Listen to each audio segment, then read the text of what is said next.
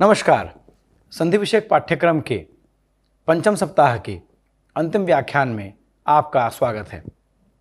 जैसा कि पंचम सप्ताह में हमने प्रकृति भाव के विषय को लेकर के चर्चा की, तो यह चर्चा संपूर्ण हो चुकी है, किंतु आज के अंतिम व्याख्यान में प्रकृति भाव के विषय में हमने जिन जिन सूत्रों की प्रवृत्ति देखी या जिन जिन सूत्रों के द्वारा हमने आदेश होते हुए देखा, उन सभी सूत्रों को एक स्थान पर हम आज देखेंगे। अर्थात हम ये कह सकते हैं कि प्रकृति भाव का पुनः अवलोकन या एक रीकैप आज की कक्षा में होगा। और मुझे आशा है कि बाकी व्याख्यानों को सुनते हुए एवं निरंतर रहते हुए जब आप आज का व्याख्यान देखेंगे तो आज के व्याख्यान से पूरे सप्ताह का कार्य हो जाएगा। कहने का तात्पर्य यह है कि आज का जो व्याख्यान है वह इसलिए बनाया गया है कि जब आप एक बार संपूर्ण अध्ययन कर लें तो केवल इसी व्याख्यान के द्वारा संपूर्ण प्रकृति भाव का जो विषय है वह आपके आंखों के सामने प्रत्यक्ष हो जाएगा। तो आज का जो व्याख्यान है उसका अगर हम पाठ्य विषय देखें तो स्लाइड पे हम ध्यान देंगे तो हम देखेंगे कि आज प्रकृति भाव का पुनर्वलोकन है, अर्थात संपूर्ण प्रकृति भाव के विषय को हम आज एक व्याख्यान में देख करके समझने का प्रयास करेंगे। इसलिए क्योंकि हम अब तक अभ्यास करके इसको समझ चुके हैं। तो अगर हम देखें तो हम पाएंगे कि सबसे पहले प्रकृति भाव विधान, तो प्रकृति भाव विधान जिस सूत्र के द्वारा होता है प्लुत प्रगृह्य च नित्यम, इस पर चर्चा करेंगे। इसके बाद प्लुत संज्ञा क्या है एवं प्लुत संज्ञा विधायक सूत्र क्या है उनको देखेंगे। प्रकृति संज्ञा क्या है एवं प्रकृति संज्ञा विधायक सूत्र कौन कौन से हैं इसको देखेंगे। इसके बाद लघु सिद्धांत कौमुदी के आधार पर प्लुत द्वारा प्रकृति भाव की प्रवृत्ति कैसे हुई है और प्रकृति संज्ञा के द्वारा प्रकृति भाव की प्रवृत्ति कैसे हुई है इस पर चर्चा करेंगे। एवं अंततो गत्वा आखिरकार उपसंहार रूप में हम कुछ अपने वक्तव्य आपके सम्मुख रखेंगे। तो इसी के साथ हम प्रारंभ करें तो हम देखेंगे कि जो सबसे पहला विषय या सबसे प्रथम विषय जो हमें समझना है वह है प्रकृति भाव के विधान को करने वाला सूत्र। जैसा कि अगर हम स्मरण करें तो हम लोगों ने बात की थी कि हलंत्यम से इत संज्ञा हो सकती है, चुटु से इत संज्ञा हो सकती है, ल शक्व तद्धिते से इत संज्ञा हो सकती है, उपदेशे जननासिक इत से इत संज्ञा हो सकती है, आदिर यीटु डवह से इत संज्ञा हो सकती है। अर्थात इत संज्ञा कई सूत्रों से हो सकती है, किंतु इत संज्ञा होने के बाद उसका अदर्शन होकर के लोप तस्य लोपः सूत्र के द्वारा ही होगा। कहने के तात्पर्य को अगर हम एक उदाहरण के माध्यम से समझने का प्रयास करें तो हम ये देख सकते हैं, जैसे रेलवे स्टेशन एक ही है परंतु भिन्न भिन्न गाड़ियां आती हैं और किसी को दिल्ली जाना है, किसी को बनारस, किसी को कानपुर, किसी को इलाहाबाद, तो किसी को मदुरई, तो किसी को चेन्नई, तो किसी को जयपुर, तो किसी को कोलकाता जाना है। तो जिसको कहीं भी जाना हो वह जाता है रेलवे स्टेशन पर और प्लेटफॉर्म से ट्रेन पकड़ करके जाता है, तो उसको जाना रेलवे स्टेशन ही पड़ेगा। इसी प्रकार से किसी भी सूत्र से इत संज्ञा का विधान हो, लोप तस्य लोप के द्वारा होता है। उसी प्रकार से किसी भी सूत्र से प्लुत या प्रगृह्य संज्ञा का विधान हो, उसमें प्रकृति भाव प्लुत प्रगृह्य अच नित्यम सूत्र के द्वारा ही होगा। प्लुत प्रगृह्य अच नित्यम यह सूत्र प्रकृति भाव का विधान करता है, जैसा कि हमने अभी इस पर बात की। तो इसका प्रसंग हम उदाहरण में देख लेते हैं।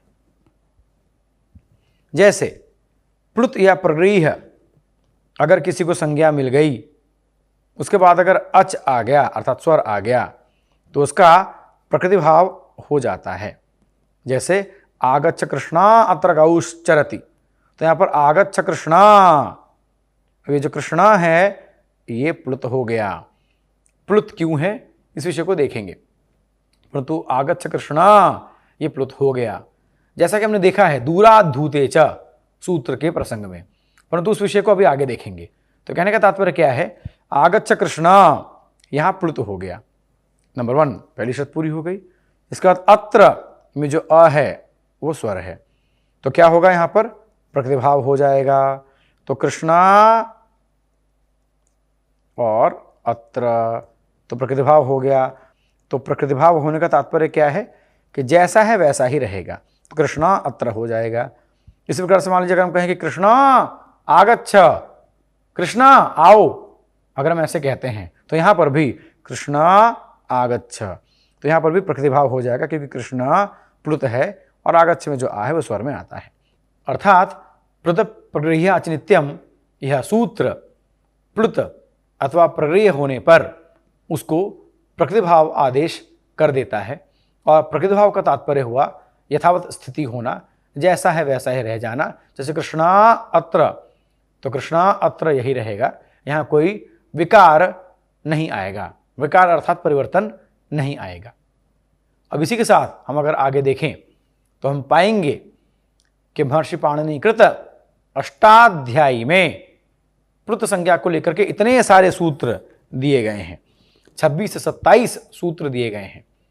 किंतु चूंकि हमारा संधि का पाठ्यक्रम मुख्य रूप से लघु सिद्धांत कौमुदी के ऊपर आधारित है, तो इन 25, 26 या 27 सूत्रों में एकमात्र सूत्र दूराद्धूते च सूत्र हमें यहां पर मिलता है।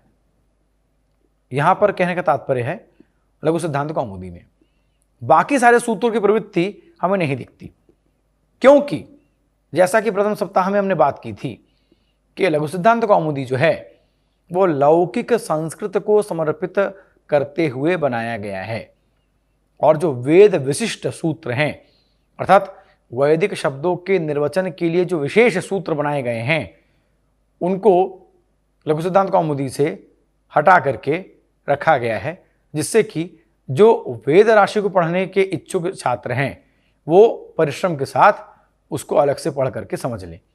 और लौकिक संस्कृत के साथ वैदिक शब्दों का ज्ञान सामान्य संधि के सूत्रों से तो हो ही जाएगा, किंतु वेद विशिष्ट ज्ञान के अलावा जिसको लोक विशिष्ट ज्ञान चाहिए या लोक सामान्य ज्ञान चाहिए, लोक विशिष्ट ज्ञान के लिए तो संपूर्ण अष्टाध्यायी पढ़नी पड़ेगी, परंतु लोक सामान्य ज्ञान जिसको चाहिए उसके लिए लघु सिद्धांत कौमुदी की रचना की गई है। इसीलिए प्लुत संज्ञा विधायक सूत्रों के वेद विशिष्टता होने के कारण जो सूत्र सर्वाधिक लोक सामान्य सूत्र की श्रेणी में परिगणित होगा उसको आचार्य वरदराज ने लघु सिद्धांत कौमुदी के प्रकरण में लिया है।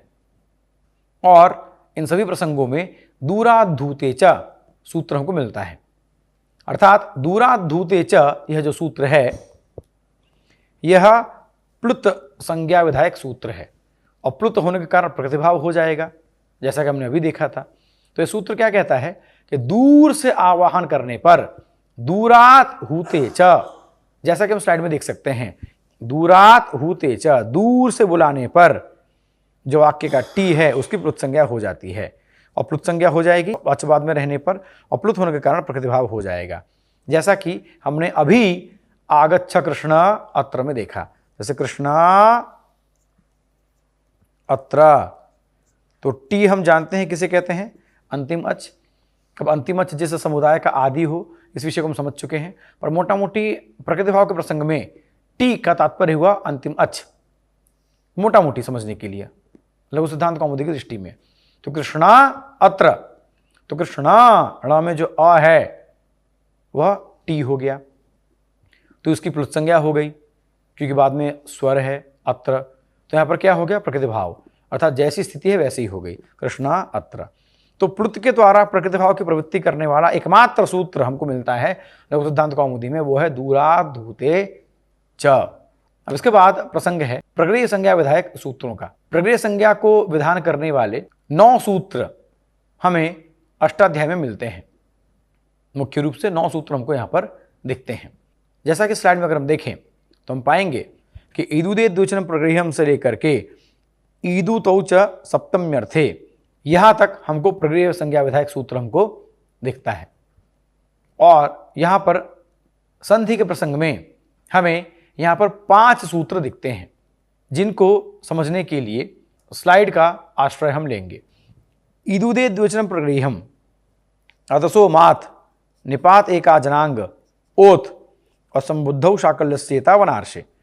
यह सूत्र हमको संधि के प्रसंग में दिखते हैं, अर्थात स्वर संधि के प्रकरण में इन 5 सूत्रों की प्रवृत्ति है।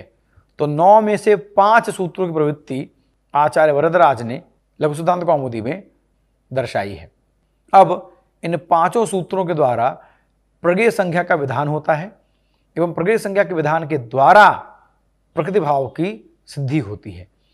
प्रकृति भाव की सिद्धि होने का मतलब है कि प्रकृति भाव का विधान होता है और जैसी स्थिति है वैसी ही रह जाती है, यथावत स्थिति हो जाती है और कोई परिवर्तन नहीं होता। तो क्रम से अगर हम देखना प्रारंभ करें तो ईदुदे द्विवचन प्रगृह्यम सूत्र कहता है कि अगर द्विवचन में ईत ऊत या एत आ जाए, अर्थात ई ऊ या ए आ जाए, उसके बाद अगर स्वर आ जाए, अर्थात 2 शर्तें, ईत ऊत एत। अब ये ईत ऊत एत में जो त है वह तपरस तत्कालस्य। आप देख सकते हैं कि ईत ऊत एत का जो वर्ण है, जो कलर है, कॉम्बिनेशन है, तपरस तत्कालस्य का कलर कॉम्बिनेशन भी वही है। अर्थात स्लाइड में हम ध्यान देंगे कि रंग का भी अपना अलग महत्व है। चूंकि ईत ऊत एत नीले कलर में है तो यहाँ पे ईत ऊत एत जो है वह तपरस तत्कालस्य से जुड़ा हुआ है। अदेंग गुण इस प्रसंग में आपने जैसे कि इस विषय को देखा है। अस्तु, तो अब ईदुदे द्विवचन सूत्र कहता है कि दीर्घ ई ऊ या ए इनमें से कोई भी अगर आ जाए, बस शर्त यह है कि ई ऊ ए जो है वो द्विवचन का होना चाहिए। जैसे हरि, हरि, सुधी, मति इत्यादि, ये अगर द्विवचन में आ गया, इसके बाद अगर अच यानी स्वर आ गया तो प्रगेय संज्ञा हो जाएगी, द्विवचन की प्रगेय संज्ञा हो जाएगी। और द्विवचन की प्रगेय संज्ञा होने के कारण प्रथम प्रगेय नित्यम के द्वारा उसका प्रतिभाव हो जाएगा। और प्रतिभाव होने के कारण हरि एतौ जैसा है वैसा ही रहेगा। तो यहाँ पे कोई परिवर्तन नहीं होगा। ईदुदे द्विवचन प्रगेयम सूत्र के द्वारा कोई परिवर्तन नहीं होगा। इसी प्रकार से आगामी सूत्र अगर हम देखें तो अदसो मात, तो अदस जो है इसका मी या मू अर्थात ईत ऊत एत अर्थात ई या ऊ, यहाँ पर ई या ऊ प्रसंग हमको मिल जाता है। तो यानी ई या ऊ आ जाए अदस के प्रयोग में, जैसे अमी और अमू आ गया, इसके बाद अगर अच आ जाए, इसके बाद अगर अच आ जाए, अच आना ही आना है निमित्त में, क्योंकि अच संधि का प्रकरण है ये। अच्छा, तो अगर अदस के मी या मू के बाद, ई या ऊ के बाद, या जैसे अमी या अमू के बाद अगर अच आ जाए तो दोनों शर्तें पूरी हो गई। अच आ गया, दोनों शर्तें पूरी हो गई। तो इस अदस को यानी अमी और अमू को प्रगृह्य संज्ञा हम कहेंगे। और प्रगृह्य होने के कारण प्रकृतिभाव हो जाएगा और प्रकृतिभाव होने के कारण यथावत स्थिति हो जाएगी, अर्थात जैसा है वैसा ही रहेगा। तो अमी ईशाह अमू ईशौ रूप बनेगा, यानी यहाँ पर कोई परिवर्तन नहीं होगा। इसी प्रकार जो आगामी सूत्र है वह है निपात एका जनांग। अब निपात का विषय क्या है आप भली भांति समझ चुके हैं। तो एकाच निपात के बाद अब फिर देखिए अगर अच हो जाए 1 2 दोनों शर्तें, तो उसकी प्रगृह्य संज्ञा हो जाती है। जैसे ई इंद्रः, उसी प्रकार से उ उमेशः। अगर हम इस प्रसंग को देखें तो ई इंद्रः ये एकाच निपात है, पहली शर्त पूरी हो गई, अच है, अच भी आ गया, अर्थात स्थानीय और निमित्त दोनों आ गए, दोनों शर्तें पूरी हो गई। तो ई इंद्रः, तो अब निपात एका जनांग के द्वारा ई की प्रगृह्य संज्ञा हो जाएगी। और प्रगृह्य संज्ञा होने के कारण प्रथम प्रगृह्य अच नित्यम के द्वारा इसका हो जाएगा। और प्रकृतिभाव होने का मतलब हुआ कि यथावत स्थिति उत्पन्न रह जाएगी, और प्रकृतिभाव होने का तात्पर्य हुआ कि यथावत स्थिति हो जाएगी। तो ई इंद्र ऐसा ही रहेगा। इसी प्रकार से उ उमेशः, यहाँ भी यही स्थिति रहेगी, उ उमेशः यही रहेगा, यथावत स्थिति हो जाएगी, यहाँ कोई परिवर्तन नहीं आएगा, क्योंकि ई उ यह सब एकाच निपात हैं, अर्थात एक स्वर वाले। ई उ ओ ये सारे एक अच वाले निपात हैं। तो इसके बाद अगर स्वर आ जाएगा तो यहाँ पर प्रगृह्य संज्ञा हो जाएगा, और प्रगृह्य संज्ञा होने के कारण क्या होगा, उसका प्रकृति भाव हो जाएगा। इसी के साथ जो तीसरा सूत्र है ओत। ओत ओकारांत निपात है, तो ओकारांत निपात के लिए अलग से ओत आ जाने के कारण निपात एकाजनांग की प्रवृत्ति की आवश्यकता यहां पर नहीं पड़ती।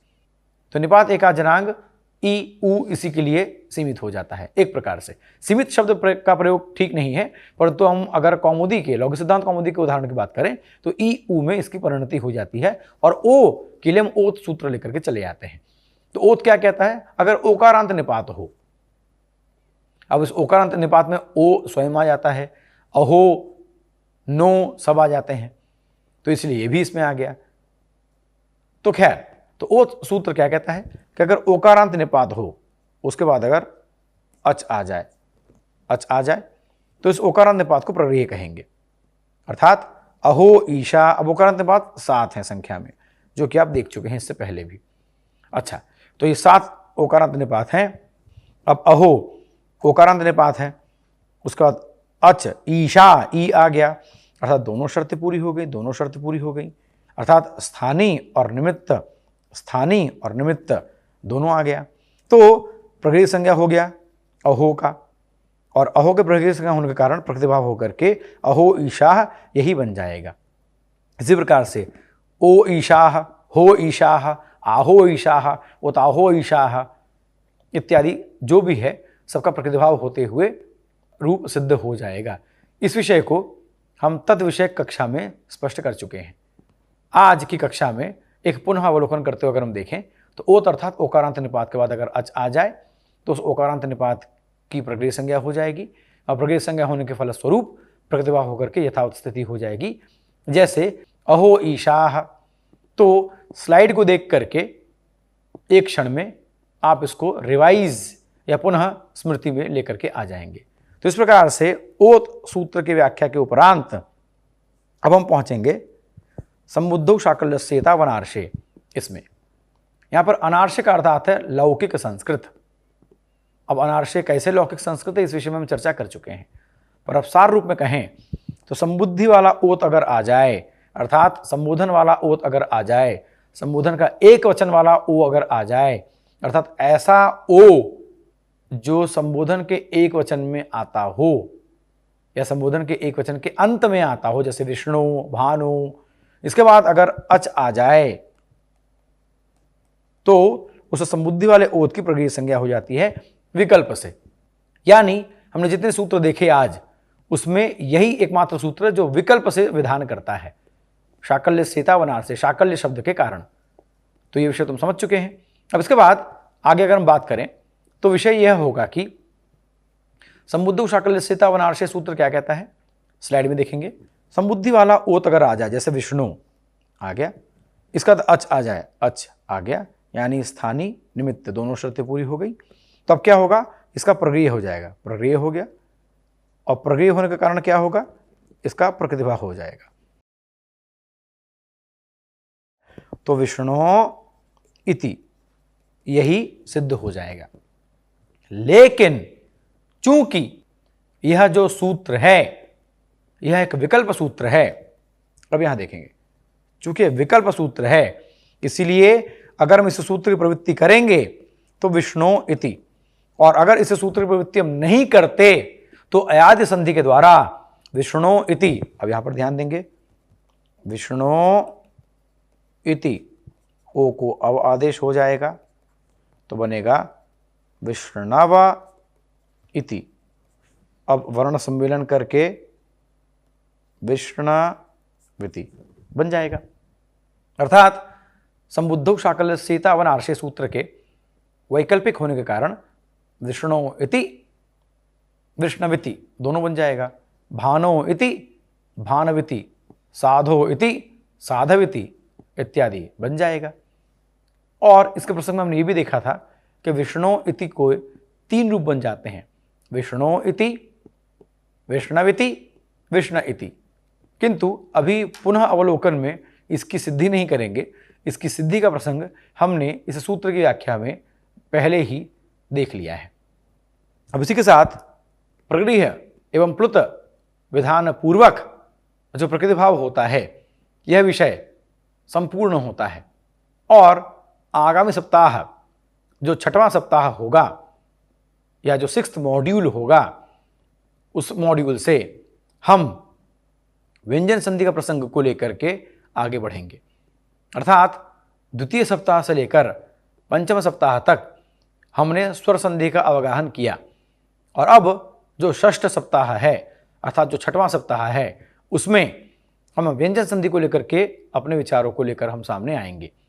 और जिस प्रकार से उत्साहपूर्वक आपने स्वर संधि के प्रकरण को समझा है और उसके अंतर्भूत जो व्याकरण के अन्य विषय हैं उनको समझा है, चाहे वो टी हो, द्रव्य हो, निपात हो, इत्यादि इत्यादि, इसी प्रकार से व्यंजन संधि के प्रति भी अपनी श्रद्धा और अपनी रोचकता बनाए रखेंगे और उसमें भी आने वाले व्याकरण के कई विषयों को लेकर के हम चर्चा करेंगे।